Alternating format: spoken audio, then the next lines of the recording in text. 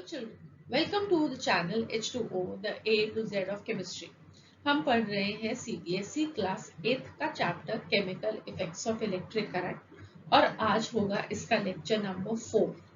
Lecture number 4 से पहले 3 lectures में हम क्या अपलोड कर चुके हैं। पहले लेक्चर में एक ब्रीफ इंट्रोडक्टरी लेक्चर था जिसमें हमने ये अंडरस्टैंड किया कि good and bad conductors of electricity क्या होते हैं, हम कैसे किसी सब्सटेंस को टेस्ट कर सकते हैं कि वेदर इट इज कंडक्टिंग और नॉट कंडक्टिंग। सेकेंड लेक्चर में हमने ये अंडरस्टैंड किया कि कंडक्शन थ्रू सॉलिड्स और लिक्विड्स में क्या फर्क होता है और हमने कंडक्शन थ्रू लिक्विड्स को बेटर वे में समझा। लेक्चर नंबर 3 में हमने इसी कंडक्शन थ्रू लिक्विड्स की और अंडरस्टैंडिंग बढ़ाई। हमने ये अंडरस्टैंड किया कि जब एक लिक्विड में से हम इलेक्ट्रिक करंट को पास करते हैं तो उसके कुछ केमिकल इफेक्ट्स होते हैं और हमने कुछ इंपॉर्टेंट टर्म्स को अंडरस्टैंड किया इस प्रोसेस के अंदर कि इलेक्ट्रोलिसिस क्या होता है, इलेक्ट्रोलिटिक सेल क्या होता है, इलेक्ट्रोड्स क्या होते हैं, इलेक्ट्रोलाइट्स क्या होते हैं। आज के इस लेक्चर में हम क्या पढ़ने वाले हैं वो अभी हम जानते हैं क्योंकि ये बहुत ही ज्यादा इम्पोर्टेंट चैप्टर है और आज इस इम्पोर्टेंट चैप्टर का बहुत ही इम्पोर्टेंट टॉपिक हम पढ़ने वाले हैं। मैं हूं डॉक्टर ऋतु जौहर, आपकी एजुकेटर फ्रॉम द चैनल और आज इस लेक्चर में हम पढ़ने वाले हैं applications of the chemical effects of electric current, जिसमें हम एक बहुत इंपॉर्टेंट एप्लीकेशन के बारे में बात करेंगे that is going to be electroplating. So I hope you all are excited to begin the learning. चलो शुरू करते हैं आज की पढ़ाई। तो chemical effects of electric current में हमने ये अंडरस्टैंड किया कि जब हम एक लिक्विड सॉल्यूशन में से इलेक्ट्रिक करंट को पास करते हैं, एक इलेक्ट्रोलिटिक सेल में से इलेक्ट्रिक करंट को पास करते हैं, तब कुछ वहां पे केमिकल चेंजेस होते हैं और वो केमिकल चेंजेस हमारे लिए बहुत ज्यादा इंपॉर्टेंट होती हैं, वो हम बहुत ज्यादा चीजों में यूज करते हैं। तो आज हम जो पढ़ने वाले हैं वो क्या है, the applications of the chemical effects of electric current. तो ये जो केमिकल इफेक्ट्स होंगे हम उनको कैसे यूज करते हैं हम ये पढ़ने वाले हैं। तो the chemical effects of electric current, this is used in industries or factories for various purposes. For example, it is used for electroplating of metals. ये क्या होता है इसे आज हमने डिटेल में पढ़ना है, ठीक है। उसके बाद एक बहुत इंपॉर्टेंट और यूज है कि हम मेटल्स को प्योरीफाई कर सकते हैं with the help of electric current. Then we can use the process for the production of certain metals from the ores, the production of certain chemical compounds and decomposing certain chemical compounds. तो आज के इस lecture में हम क्या पढ़ेंगे, पहली application को that is the electroplating of metals और बाकी की 4 एप्लीकेशंस मैं आपको अगले लेक्चर में समझाऊंगी, ठीक है। तो चलिए शुरू करते हैं। इलेक्ट्रोप्लेटिंग। अब इलेक्ट्रोप्लेटिंग क्या होता है? Well, the process of depositing a thin layer of a desired metal over a metal object with the help of electric current is called electroplating. तो हमें एक मेटल चाहिए है, ठीक है, हमने उसको उस किसी और मेटल के ऊपर एक कोटिंग की तरह देना है और वो हम देने वाले हैं with the help of electric current. तो उस टोटल प्रोसेस को बोलेंगे इलेक्ट्रोप्लेटिंग। अभी समझ में नहीं आया? Well let us understand this now in a detail so that की कंसेप्ट आपको बिल्कुल ही क्लियर हो जाए, ठीक है।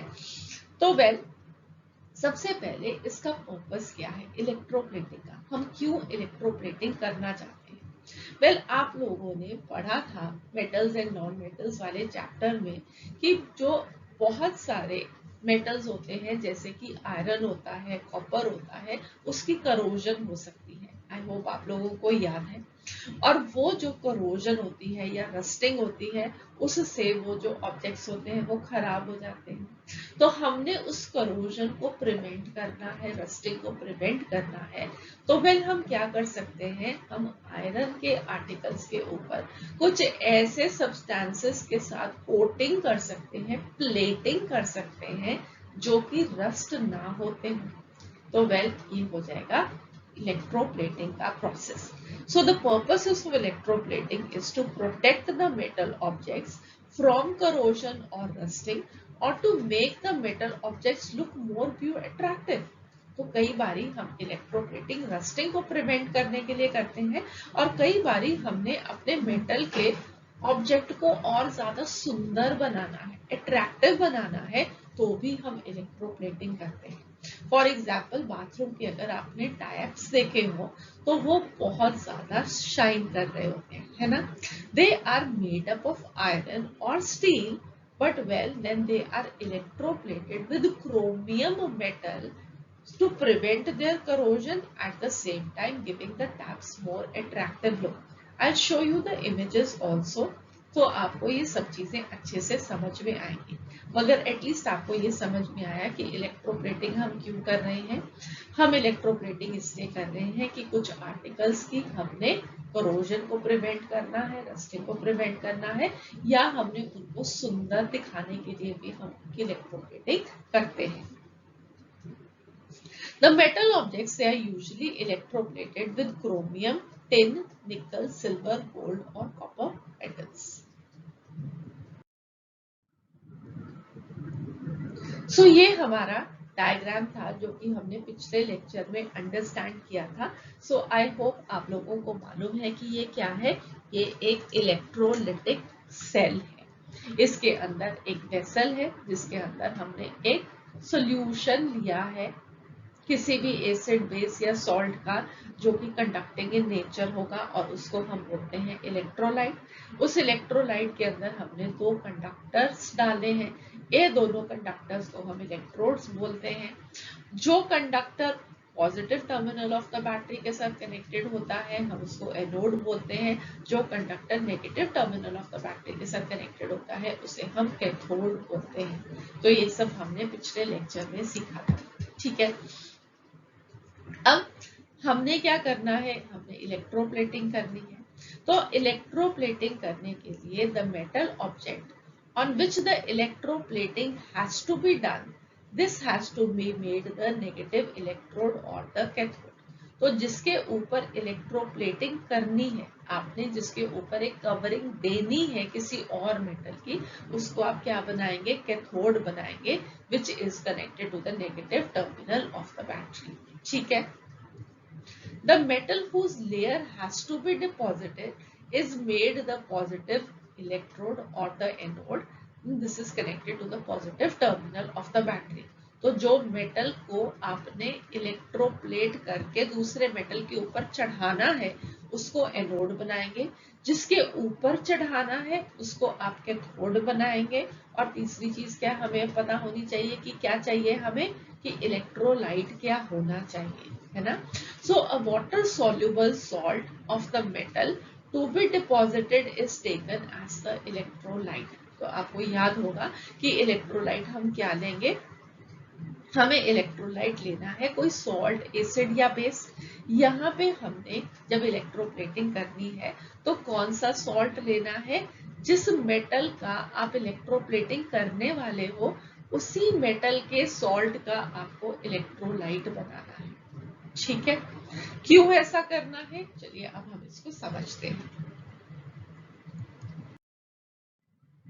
तो हम एग्जांपल लेते हैं कॉपर प्लेटिंग का, ठीक है। तो हमने कॉपर को प्लेट करके किसी आर्टिकल के ऊपर चढ़ाना है, ठीक है। किसके ऊपर चढ़ाना है, आयरन के आर्टिकल के ऊपर हमने कॉपर की प्लेटिंग करनी है। And let us understand the process, ठीक है। सो हमने आयरन के ऑब्जेक्ट के ऊपर कॉपर मेटल की प्लेटिंग करनी है, okay. So the iron object को हम क्या बनाएंगे, ये वो ऑब्जेक्ट है जिसके ऊपर प्लेटिंग करी जानी है, तो इसको हमने बनाना है cathode, which means that the iron object is connected to the negative terminal of the battery, ठीक है। सो आप यहाँ पे अब आप देख भी सकते हो, हमने यहाँ पे एक की ली है, एक चाबी ली है आयरन की, और उसके ऊपर हमने कॉपर की कोटिंग करनी है, कॉपर की इलेक्ट्रोप्लेटिंग करनी है।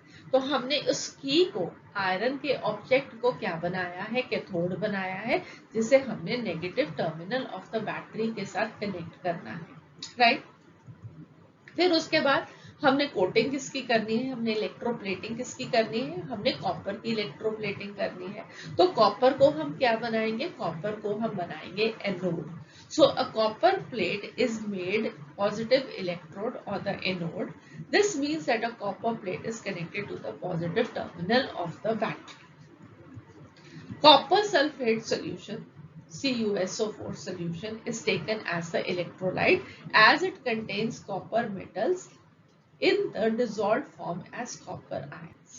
ठीक है, तो हमने क्या लेना था, इलेक्ट्रोलाइट, कॉपर के मेटल की कोटिंग करनी है, तो कॉपर का ही कोई सॉल्ट हमने इलेक्ट्रोलाइट बनाना था। तो फॉर एग्जांपल हमने यहाँ पे कॉपर सल्फेट के सोल्यूशन को इलेक्ट्रोलाइट बनाया। I am repeating it once again, हमने आयरन के ऊपर कॉपर की प्लेटिंग करनी है, तो हमने आयरन के आर्टिकल का कैथोड बनाना है। हमने कॉपर की प्लेटिंग करनी है, तो कॉपर को हमने एनोड बनाना है। जिस चीज का आप एनोड बना रहे हो, जिस चीज की आपने प्लेटिंग करनी है, उसी के सॉल्ट का आपने इलेक्ट्रोलाइट लेना है, ठीक है। इसलिए हमने यहाँ पे कॉपर सल्फेट को लेना है as the electrolyte. Clear? I hope this is clear. Good. तो हम ये समझते हैं कि हमने इस इलेक्ट्रोलाइट को कॉपर का ही कोई सॉल्ट क्यों लिया, राइट। तो अब आपकी ये अंडरस्टैंडिंग बिल्कुल क्लियर हो जाएगी। तो वेल, सबसे पहले ये अंडरस्टैंड करो कि the copper sulphate solution this consist of free positively charged copper ions and the negatively charge sulphate ions, right. I hope this is clear कि हमारे पास कॉपर सल्फेट है। तो कॉपर सल्फेट किसका बना हुआ है, Cu+2 और SO4 2-। इन केस आपको ये फॉर्मूलाज लिखने नहीं आते हैं, ये आयंस क्या होते हैं, तो मेटल्स एंड नॉन मेटल्स के चैप्टर के आप वीडियोस देखिए, वहां पे इन बेसिक्स को मैंने बहुत अच्छे से क्लियर किया है। So you can just watch that lecture. I will give that link also above in the I link. Okay, तो आप ऊपर आई लिंक पे क्लिक करके भी उसको देख सकते हैं, आपके कंसेप्ट उससे बिल्कुल क्लियर हो जाएंगे।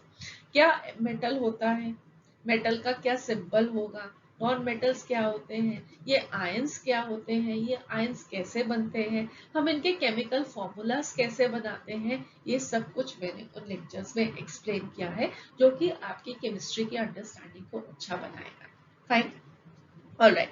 सो यहाँ पे हमारे पास क्या है, हमारे पास है कॉपर सल्फेट। तो copper +2 ions and sulphate 2- ions. जब हम इसको पानी में डालते हैं कॉपर सल्फेट को, तो ये अपने आयंस में ब्रेक कर जाता है, और ये आयंस ही इलेक्ट्रिक करंट को कंडक्ट करेंगे। ये मैंने आपको पिछले लेक्चर में बताया था, राइट। सो इलेक्ट्रिसिटी को सॉल्यूशन में कौन कंडक्ट करता है, आयंस कंडक्ट करते हैं।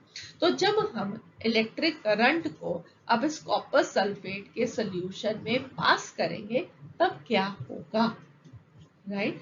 So the dissolved copper metal present in the copper sulfate solution as the positively charged copper ions, this get attracted to the negatively charged electrode, that is the iron key.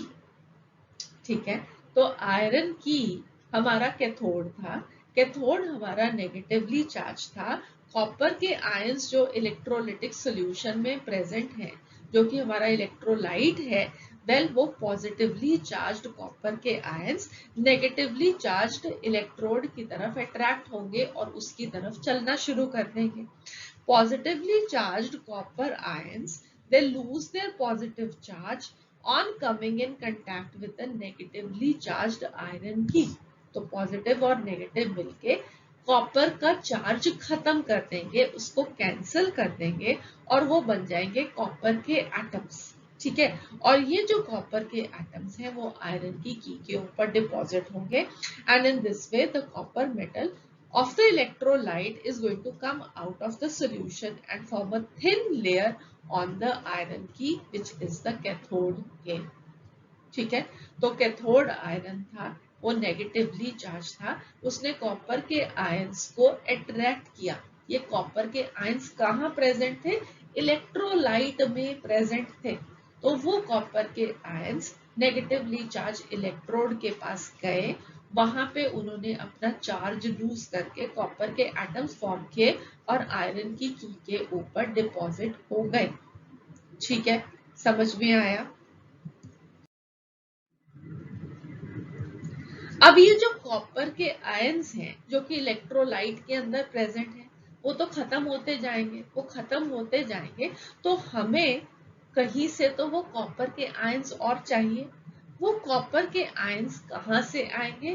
वो copper के ions anode से आएंगे। जो positively charge हमारा cathode anode था, जिसे हमने copper metal का बनाया था, वहां से आएंगे। समझ में आया? इलेक्ट्रोलाइट में से कैथोड पे जाएंगे और इलेक्ट्रोलाइट को कॉपर आयंस और कौन कॉन्टिन्यूअसली देता जाएगा? वो होगा हमारा anode. The copper metal of the positively charged copper plate electrode dissolves by forming positively charged copper ion Cu+2। ठीक है, तो जो हमने एनोड पे कॉपर मेटल रखा था, वो फटाफट अपना positive charge copper ions form करता रहेगा और ये कॉपर के ions they will continuously go into the copper sulphate solution. इसलिए जितने आयंस इलेक्ट्रोलाइट लूज करता रहेगा, उतने आयंस एनोड बना बना के उसको देता रहेगा और वो की के ऊपर डिपॉजिट होते रहेंगे। ठीक है, और इस तरीके से अब आप देख सकते हो इस प्रोसेस में ये कॉपर सल्फेट ब्लू कलर का सोल्यूशन होता है। इसके अंदर हमने ये आयरन का आर्टिकल रखा था जिसे हमने अपना कैथोड बनाया था और एनोड हमने एक कॉपर की इलेक्ट्रोड बनाया था। राइट, तो यहाँ से कॉपर के आयंस इसके अंदर जाएंगे, इलेक्ट्रोलाइट के अंदर कॉपर सल्फेट सॉल्यूशन के अंदर। जितने आयंस इधर जा रहे हैं उतने ही आयंस इसके ऊपर मेटल की तरह डिपॉजिट होते रहेंगे और हमारी की जो है वो कॉपर के साथ कोट होती जाएगी। ठीक है, इस तरीके से उसकी इलेक्ट्रोप्लेटिंग हो जाएगी विद कॉपर। अब ये जो इलेक्ट्रोप्लेटिंग है, हम सिर्फ आयरन आर्टिकल्स के ऊपर कॉपर की प्लेटिंग नहीं कर सकते, और भी चीजों की कर सकते हैं, और भी मेटल्स की कर सकते हैं। जैसे कि आपको मैंने अभी बताया था कि क्रोमियम की कर सकते हैं, निकल की कर सकते हैं, टिन की कर सकते हैं। तो क्रोमियम मेटल के साथ हम प्लेटिंग क्यों करते हैं? वेल, इसकी एक तो शाइनी सरफेस होती है, बहुत सुंदर लगती है, plus it does not corrode और it does not rust. So chromium plating is done on many objects made up of iron or steel, such as bicycle handlebars, bicycle bells, wheel rims, bathroom fittings, taps, etc., LPG stoves, motorcycle parts, and many other objects. So here you can see this is a bathroom fitting जिसके ऊपर iron के article के ऊपर chromium की fitting हुई है। So I hope अब आप इसके साथ रिलेट कर पाएंगे कि ये बहुत ही अट्रैक्टिव भी है। बाथरूम के अंदर हमेशा ही मॉइस्चर रहता है, अगर अकेले आयरन के आर्टिकल्स की फिटिंग्स होगी तो वो जल्दी से रस्ट कर जाएंगे, ये रस्ट नहीं करेंगे। ठीक है, और यहाँ पे आप देख सकते हो ये कार का बम्पर है, अगेन इसके ऊपर क्रोमियम प्लेटिंग हुई है। सो बाईसाइकिल के हैंडल बार्स, बाईसाइकिल्स की बेल्स, व्हील्स के जो रिम्स हैं, बाथरूम की फिटिंग्स हैं, एलपीजी के जो स्टोव्स होते हैं, मोटरसाइकिल के पार्ट्स और बहुत सारे ऑब्जेक्ट्स के ऊपर हम क्रोमियम मेटल के साथ इलेक्ट्रोप्लेटिंग करते हैं। अब नेक्स्ट हम इलेक्ट्रोप्लेटिंग वहां पे भी कर सकते हैं जहां पे हम किसी एक चीप मेटल को एक ज्यादा एक्सपेंसिव लुक देना चाहते हैं। आप सब लोग जानते हो कि जो सिल्वर के आर्टिकल्स होते हैं, सिल्वर होता है या गोल्ड होता है, वो बहुत महंगा होता है। ठीक है, अब हमने सिल्वर भी पहनना चाहते हैं, हम गोल्ड भी पहनना चाहते हैं, बट हम उतना ज्यादा प्राइस नहीं दे सकते हैं उसके लिए। तो वहां पे एक चीपर ऑप्शन क्या होती है कि आप अंदर कोई एक मेटल भर दो और उसके ऊपर सिल्वर की या गोल्ड की कोटिंग दे दो, उसकी एक इलेक्ट्रोप्लेटिंग कर दो, तो आपका कम सिल्वर लगेगा उसमें या कम गोल्ड लगेगा और आप उसको पहन भी पाओगे, उन चीजों को यूज भी कर पाओगे और आपको वो इतना कॉस्टली भी नहीं लगेगा, right? So electroplating is used to give objects made up of a cheap metal a coating of a more expensive metal to make them look more attractive. For example, less expensive metals, they are electroplated with more expensive metals like silver and gold to make jewelry or ornaments. अब यहाँ पे कुछ images देख सकते हो जहाँ पे silver के साथ इलेक्ट्रोप्लेटिंग हुई है, ये भी इलेक्ट्रोप्लेटिंग विद सिल्वर हुई है, right? So this is the advantage again. एक तो है कि हम उसको टार्निश करोजन से प्रिवेंट कर रहे हैं, दूसरा अट्रैक्टिव लुक दे रहे हैं, एक कम एक्सपेंसिव चीज को एक्सपेंसिव लुक देने की कोशिश कर रहे हैं।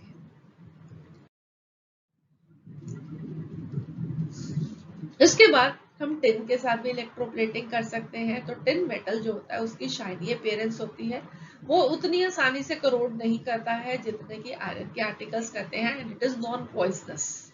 ठीक है, ये भी एक बहुत इंपॉर्टेंट चीज है। It is less reactive than iron, इसलिए हम इसके साथ भी इलेक्ट्रोप्लेटिंग करते हैं। फॉर एग्जाम्पल जो हम टिन कैंस यूज करते हैं, आई होप आप लोग इसको जानते होंगे कि ये वाले कैंस के अंदर हम अपने प्रिजर्व्ड फूड आइटम्स को स्टोर करते हैं। इवन आपके कोल्ड ड्रिंक के कैंस होते हैं, सो दे आर टिन कैंस। तो ये जो कैंस को, टिन कैंस को बनाया जाता है for storing food, they are made by electroplating tin metal onto iron. Due to the tin plating over the surface of iron, the food does not come in contact with iron and it is protected from getting spoiled. ठीक है, तो iron के साथ contact करने में वो spoil हो सकता है, टिन के साथ वो रिएक्ट नहीं करेगा, वो स्पॉइल नहीं होगा.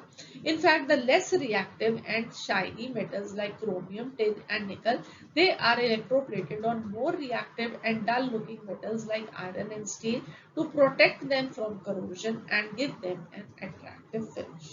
ठीक है, सो आई होप आप लोगों को ये आज का सारा कंसेप्ट ऑफ इलेक्ट्रोप्लेटिंग बहुत अच्छे से समझ में आया. So that would be all for this lecture. अगले लेक्चर में हम फिर से मिलेंगे और हम बाकी की applications of chemical effects of electric current को अंडरस्टैंड करेंगे और that would be the concluding lecture. इसके साथ हमारा ये चैप्टर भी फिनिश हो जाएगा. सो आई होप आप लोग ये लेक्चर्स को एंजॉय कर रहे हैं, आपके कंसेप्ट्स बिल्कुल ही क्लियर हो रहे हैं. तो in case that is so, please do click on the like link. Motivate कीजिए ना हमें भी थोड़ा सा लाइक करके. Do subscribe to the channel and also do share it with your friends. So see you again. Have a nice day. God bless you, my channel.